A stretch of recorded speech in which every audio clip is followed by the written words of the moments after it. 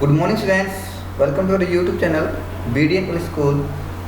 हम पढ़ रहे थे 8th क्लास हिस्ट्री का चैप्टर 6 जिसका नाम है बुनकर, लोहा बनाने वाले और फैक्ट्री मालिक। ये इस चैप्टर का वीडियो भाग 2 है। इससे पहले हमारी एक वीडियो इस चैप्टर के ऊपर आ चुकी है। तो आज का जो हमारा टॉपिक है वो है यूरोपीय बाज़ारों में भारतीय कपड़ा, यानी कि जो यूरोप के जो बाज़ार हैं उसमें भारतीय कपड़ों की क्या अहमियत थी, ठीक है, क्या दबदबा था, ये हम इस टॉपिक के अंदर पढ़ेंगे। तो स्टार्ट करते हैं हमारा टॉपिक। 18वीं सदी की शुरुआत तक आते आते भारतीय कपड़े की लोकप्रियता से बेचैन इंग्लैंड के ऊन व रेशम निर्माता भारतीय कपड़ों के आयात का विरोध करने लगे थे। यानी कि जो 18वीं सदी की शुरुआत जब हुई थी उस समय जो भारतीय कपड़े की लोकप्रियता थी वो बहुत ही ज़्यादा थी। कहाँ?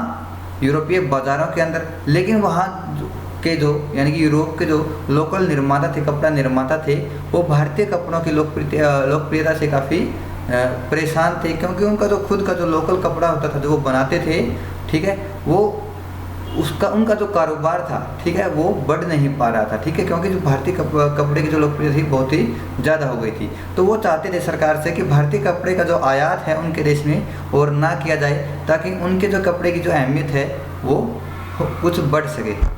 इसी दबाव के कारण 1720 में ब्रिटिश सरकार ने इंग्लैंड में छापेदार सूती कपड़े छींट के इस्तेमाल पर पाबंदी लगाने के लिए कानून पारित कर दिया कि अब जो व्यापारी थे, ठीक है, इनके दबाव में आ गई ब्रिटिश सरकार और उन्होंने एक एक्ट पारित कर दिया, एक कानून बना दिया कि जो सूती कपड़ा है, ठीक है, जिसको छींट का कपड़ा बोलते हैं, ठीक है, उसको बंद कर दिया जाए, अब उसका आयात नहीं किया जाए। संयोगवश इस कानून को भी कैलिको अधिनियम ही कहा जाता था, ठीक है, कि संयोग से जो ये कानून बनाया गया, ठीक है, ब्रिटिश सरकार के द्वारा, इसको भी क्या कहा जाने लगा? कैलिको अधिनियम ही कहा जाने लगा। क्यों? क्योंकि कैलिको केरल के अंदर से जो सूती कपड़ा यूरोप के अंदर जाता था उसको कैलिको बोला जाता था, ठीक है। आगे रीड करते हैं। उस समय इंग्लैंड में नए नए कपड़ा कारखाने खुल रहे थे, ठीक है, इंग्लैंड के अंदर जो कपड़ा कारखाने हैं नए नए खुल रहे थे। भारतीय कपड़ों के सामने लाचार अंग्रेज कपड़ा उत्पादक अपने देश में भारतीय कपड़ों के प्रवेश पर पूरी पाबंदी चाहते थे, ताकि पूरे इंग्लैंड में केवल उन्हीं का कपड़ा बिके, ठीक है, क्योंकि भारतीय कपड़ों की जो क्वालिटी होती थी वो इतनी अच्छी होती थी कि जो अंग्रेज कपड़ा उत्पादक हैं वो लाचार थे, ठीक है, वो उनके कपड़े की खुद की बिक्री नहीं हो रही थी, तो बिक्री नहीं हो रही थी तो उनका बिजनेस था, ठीक है, वो क्या हो रहा था? बंद हो रहा था, ठीक है। तो वो तो चाहते थे कि पूरे इंग्लैंड में ही सिर्फ उनका कपड़ा बिके, भारतीय कपड़े को के ऊपर पूरा बैन लगाया जाए, बंद किया जाए उसके आयात को। इस क्रम में इंग्लैंड की सरकार ने सबसे पहले कैलिको छपाई उद्योग को ही सरकारी संरक्षण में विकसित किया। यानी कि जो इंग्लैंड की सरकार ने जो कैलिको छपाई उद्योग था, ठीक है, जहाँ पर ये कपड़ा बनता था, सबसे पहले उसको क्या किया गया? सरकारी संरक्षण में लिया, ठीक है, उसको प्राइवेटाइजेशन से उसको बदल कर, ठीक है, सरकारी उसको बना दिया गया, ठीक है, अब वो सरकार के अंडर में था। अब सफ़ेद मलमल या बिना मान वाले कोरे भारतीय कपड़े पर इंग्लैंड में ही भारतीय डिज़ाइन छापे जाने लगे थे, ठीक है। अब क्या है कि अब देखो वहाँ पर भी एक जो सरकारी हो गया ना, ये जो कैलिको छपाई उद्योग, ठीक है, जो सरकार के अंडर में आ गया था। अब वहीं पर क्या होने लगा कि जो सफ़ेद मलमल या जो मान वाले कोरे भारतीय कपड़े थे, ठीक है, जो भारत से आयात किए जाते थे, तो छपाई का काम, ठीक है, वहीं इंग्लैंड में ही होने लगा, ठीक है, भारतीय डिज़ाइन छापे जाने लगे, यानी कि जो भारत के डिज़ाइन थे वो इंग्लैंड में ही छापे जाने लगे। आगे है, भारतीय कपड़ों के साथ इस होड़ की वजह से इंग्लैंड में तकनीकी सुधारों की जरूरतें दिखाई देने लगी थी। अब उन्होंने होड़ तो लगा दी, किसके साथ? भारतीय कपड़ों के साथ। अब उन्हें तकनीक के अंदर, टेक्नोलॉजी के अंदर सुधारों की जरूरतें दिखाई देने लगी कि हमें अपनी तकनीक के अंदर सुधार करना होगा। अब आगे 1764 में जॉन के ने स्पिनिंग जेनी का आविष्कार किया, जिससे परंपरागत तकलियों की उत्पादकता काफ़ी बढ़ गई, ठीक है। स्पिनिंग जेनी एक तरह की मशीन थी, ठीक है, जिससे जो कपड़े का उत्पादन है वो काफ़ी हद तक बढ़ गया था, ठीक है, क्योंकि पहले वो हाथ से काम करते थे, अब मशीनें आ गई हैं, ठीक है, मशीनों से। जिसका पहले जो मशीन आई थी वो थी स्पिनिंग जेनी। इसकी आपको एक फ़ोटो दिखा देते हैं, ये देखो, ये है स्पिनिंग जेनी, जो मशीन तैयार की थी जॉन के ने, ठीक है। इस मशीन से कपड़ा उत्पादन में एक क्रांति आ गई थी, ठीक है। आगे रीड करते हैं हमारा लेसन। 1786 में रिचर्ड आर्कराइट ने वास्प इंजन का आविष्कार किया, जिससे सूती कपड़े की बुनाई को क्रांतिकारी रूप में क्रांतिकारी रूप से बदल दिया। ठीक है, अब जो वाष्प इंजन है, ठीक है, उसका आविष्कार हो चुका था। किसने किया था? रिचर्ड आर्कराइट ने किया था। ठीक है, तो अब जो सूती कपड़े की जो बुनाई का काम है वो और भी तेज़ी से होने लगा। ठीक है, वाष्प इंजन देखो, आप इसके अंदर देखोगे मशीन के अंदर यहाँ पर सिर्फ हैंडल लगा हुआ है, यानी कि हाथ से इसको घुमाना पड़ता था। ठीक है, स्पिनिंग जेनी को हाथ से घुमाना पड़ता था। अब क्या हो गया? अब हो गया इंजन, हमारे पास वाष्प इंजन आ गया। अब इसको हम इंजन से कनेक्ट करके इससे और भी ज़्यादा तेज़ी से काम ले सकते थे। ठीक है, तो इससे वाष्प इंजन के आने से क्रांतिकारी बदलाव हुए। ठीक है, आगे रीड करते हैं। अब बहुत सारा कपड़ा बेहद कम कीमत पर तैयार किया जा सकता था। ठीक है, क्योंकि अब मशीनी हो गया था सब कुछ। ठीक है, इसके बावजूद दुनिया के बाज़ारों पर भारतीय कपड़े का दबदबा 18वीं सदी के आखिर तक बना रहा। ठीक है, देखो आप सबसे पहले देखो कि जो इंग्लैंड ने बैन लगाया था भारतीय कपड़े के ऊपर, वो 1720 में लगाया था, लेकिन 18वीं सदी यानी कि 80 सालों के बाद भी भारतीय कपड़े का जो दबदबा था वो यूरोप में या फिर दुनिया के अलग अलग बाज़ारों में बना रहा था। ठीक है, डच, ठीक है, जो नीदरलैंड है वहाँ के निवासियों को क्या बोलते हैं? डच बोलते हैं। फ्रांस के निवासियों को ब्रिटिश। ठीक है, और अन्य यूरोपीय व्यापारिक कंपनियों ने इस व्यापार से बेहिसाब मुनाफा कमाया। ठीक है, ये जितनी भी कंपनियां थी, व्यापारिक कंपनियां, इन्होंने इस व्यापार से, इस कपड़े के व्यापार से बहुत सारा मुनाफा कमाया। ये कंपनियां भारत आकर चांदी के बदले सूती और रेशमी कपड़े खरीदती थी। परंतु जैसा कि आप जानते हैं, जब इंग्लिश ईस्ट इंडिया कंपनी को बंगाल की राजनीतिक सत्ता मिल गई थी, कब मिली थी? 1757 के बाद लगभग उनके हाथ में क्या गई थी? सत्ता आ गई थी। ठीक है, और 1764 के बाद पूर्ण रूप से बंगाल उनके अधीन आ गया था। ठीक है, बक्सर के युद्ध के बाद। तो उसी समय की बात हो रही है यहाँ पर कि जब इंग्लिश ईस्ट इंडिया कंपनी को बंगाल की राजनीतिक सत्ता मिल गई थी, तो उसे भारतीय चीज़ें खरीदने के लिए चांदी मंगाने की जरूरत नहीं रही। क्यों नहीं रही? अब सब कुछ उन्हीं के हाथ में था, वो यहीं से कमाते थे और यहीं से जो कमाई होती थी उसी से वो चीज़ें खरीद लेते थे। अब वो अपने देश से चीज़ें या फिर पैसे या फिर सोना चांदी नहीं मंगवाते थे। इसके बाद तो ईस्ट इंडिया कंपनी भारत में ही किसानों और जमींदारों से राजस्व इकट्ठा करके उनसे पैसे लेकर कपड़ा खरीदने लगी। ठीक है, यहीं से खरीदती थी, यहीं से कमाती थी और यूरोप में भेज देती थी। ठीक है, आगे देखो, ये देखो एक मैप दिखाया है। 18वीं सदी के आखिर में बुनाई के मुख्य केंद्र कहाँ कहाँ थे? ठीक है, ये देखो, ये मैप, ये संयुक्त मैप है, संयुक्त भारत का मैप है। यहाँ इस समय ना तो पाकिस्तान भारत से अलग था, ना ही बांग्लादेश भारत से अलग था। ठीक है, तो संयुक्त मैप में दिखाया है कि यहाँ पर ढाका आज के दिन कहाँ उपस्थित है?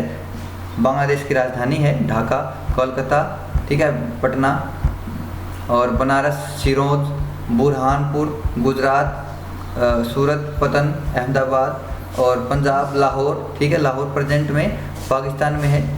ठीक है, ये मात्र पंजाब का जो शहर है आपका अमृतसर, उससे 80 किलोमीटर दूर है लगभग लाहौर। ठीक है, ये प्रेजेंट में कहाँ पर है?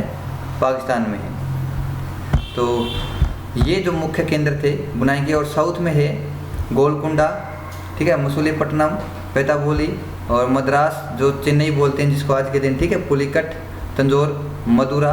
ठीक है, ये मथुरा नहीं है, आप ध्यान रखना, ये मदुरा है। ठीक है, और कालीकट। ठीक है, जहाँ से कपड़ा ले जाकर अंग्रेज़ों ने उसका क्या नाम रख दिया था? अंग्रेज़ों ने नहीं, सॉरी, पुर्तगालियों ने। ठीक है, उसका नाम रखा था। आगे देखो, हाँ, अगर आप इस नक्शे को देखें तो पाएंगे कि 19वीं सदी के प्रारंभ में कपड़ा उत्पादन 4 क्षेत्रों में केंद्रित था। बंगाल सबसे महत्वपूर्ण केंद्रों में से एक था।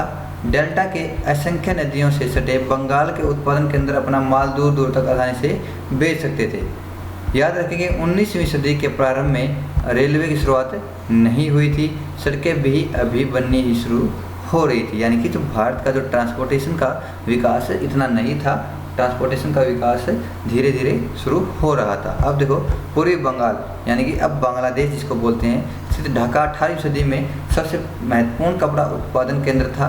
ये शहर अपनी मलमल तथा जामदानी बुनाई के लिए दूर दूर तक प्रसिद्ध था। ठीक है, यदि आप नक्शे में भारत के दक्षिण भाग को देखें तो मद्रास से उत्तरी आंध्र प्रदेश तक फैले कोरोमंडल तट के साथ साथ सूती कपड़ा बुनाई केंद्रों का एक समूह और दिखाई पड़ेगा। पश्चिमी तट पर मुख्य बुनाई केंद्र गुजरात में स्थित थे। ठीक है, आप यहाँ से पढ़ सकते हैं। ठीक है, ये देखो यहाँ पर आपको कुछ की दी गई है। ठीक है, ये जो स्टार है इसका मतलब सफ़ेद कपड़ा जहाँ पर बनता था।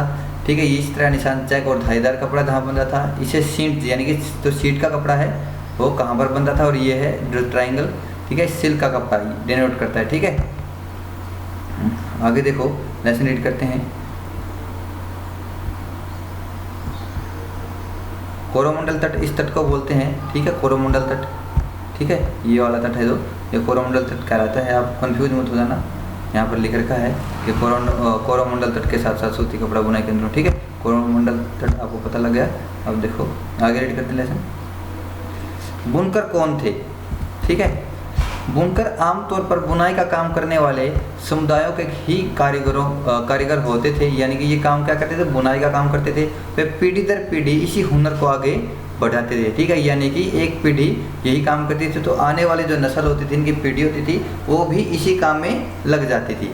बंगाल के तांती, उत्तर भारत के जुलाहे या मोमिन, ठीक है, दक्षिण भारत के साले व कैकोलकार तथा देवांग समुदाय बुनकरी के लिए प्रसिद्ध थे। ठीक है, यानी कि बंगाल में तांती, उत्तर भारत में जुलाहे या मोमिन, या फिर दक्षिण भारत में साले व कैकोलार तथा जो देवांग समुदाय, ठीक है, ये देवांग भी साउथ का ही है, यानी कि दक्षिण भारत का ही, ये समुदाय बुनकरी के लिए काफ़ी प्रसिद्ध थे।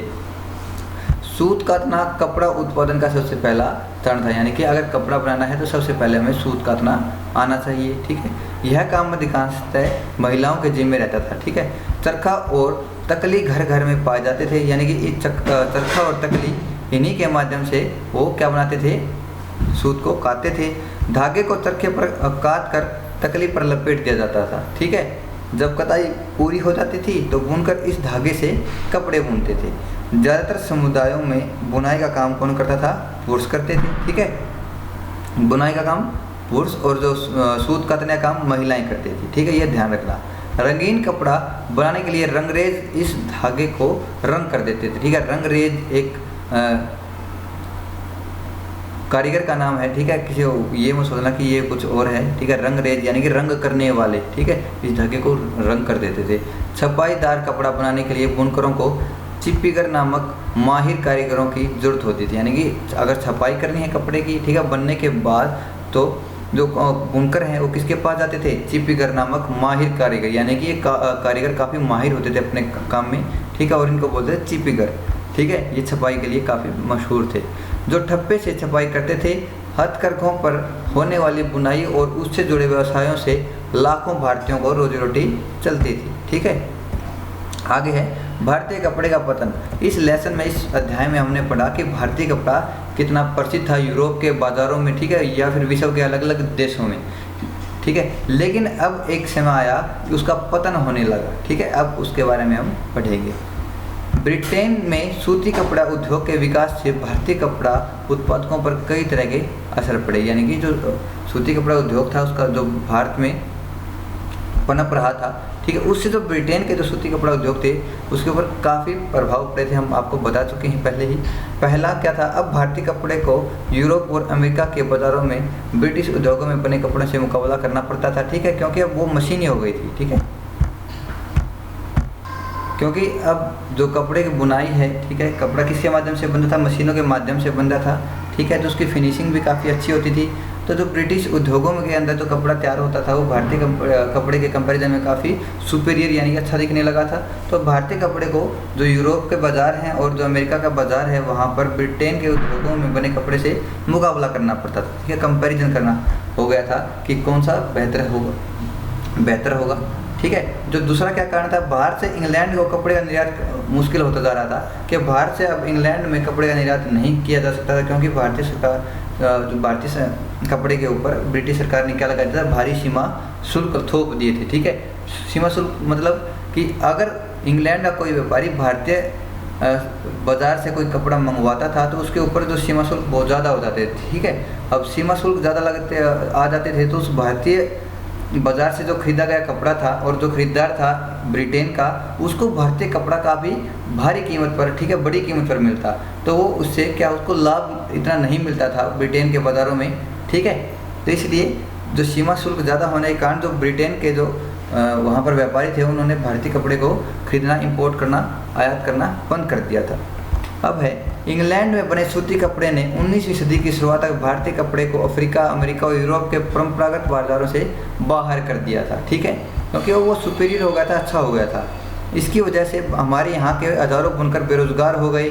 सबसे बुरी मार बंगाल के बुनकरों पर पड़ी, ठीक है, क्योंकि बंगाल हब था, ठीक है, किसका? बुनकरों का हब था। सबसे ज़्यादा जो कपड़ा बनता था वो बंगाल के अंदर बनता था, ठीक है। आप अंदाज़ा लगा सकते हैं कि 18वीं सदी के अंत तक जो ज़्यादातर, ठीक है, या फिर 18वीं सदी के जो मध्य में जो ज़्यादातर सामान आयात होता था उसका किसके अंदर? यूरोप के बाज़ारों के अंदर, ठीक है। पूरे विश्व से जितना भी आयात होता था यूरोप के बाज़ारों के अंदर, उसका लगभग 1/3 हिस्सा सिर्फ और सिर्फ भारत के बंगाल से जाता था, ठीक है। कहाँ से? बंगाल से जाता था। देख सकते हो आप कि बंगाल हब था सूती वस्त्रों का या फिर जो अन्य कपड़े हैं, ठीक है, वहाँ का। तो वहाँ जो बंगाल है, बंगाल के बुनकरों पर काफ़ी भारी मार पड़ी इसकी। ब्रिटिश और यूरोपीय कंपनियों ने भारतीय माल खरीदने बंद कर दिए और उनके एजेंटों ने तयशुदा आपूर्ति के लिए बुनकरों को पेशगी देना बंद कर दिया, ठीक है। यानी कि अब वो पेशकश नहीं करते थे, नहीं बताते थे कि हमें इतने कपड़े की ज़रूरत है या नहीं, ठीक है। यानी कि जो बीच में होते थे ना एजेंट, ठीक है, किसके बीच में? जो भारतीय कपड़ा बनाते थे बुनकरों के बीच में और किसके बीच में? ब्रिटेन व्यापारियों के बीच में, ठीक है। परेशान बुनकरों ने मदद के लिए बार बार सरकार से गुहार लगाई। जो बुनकर हैं, ठीक है, वो परेशान हो गए। उन्होंने क्यों परेशान हो गए? उनके अंदर बेरोजगारी आ गई, क्योंकि उनका कपड़े की जो बिक्री है वो हो नहीं रही थी, तो उन्होंने सरकार से बार बार गुहार लगाई इसके लिए। तो आज का लेसन हम यहीं तक रीड करेंगे। जो आगे इसका रिमेनिंग पोर्शन है, बचा हुआ भाग है, वो नेक्स्ट वीडियो क्लास में करेंगे और वो नेक्स्ट वीडियो क्लास हमारी जल्दी ही आएगी, ठीक है। तो आपको हमारी वीडियो अच्छी लगे तो लाइक कीजिए, शेयर कीजिए और हमारे चैनल को सब्सक्राइब कीजिए। Thank you.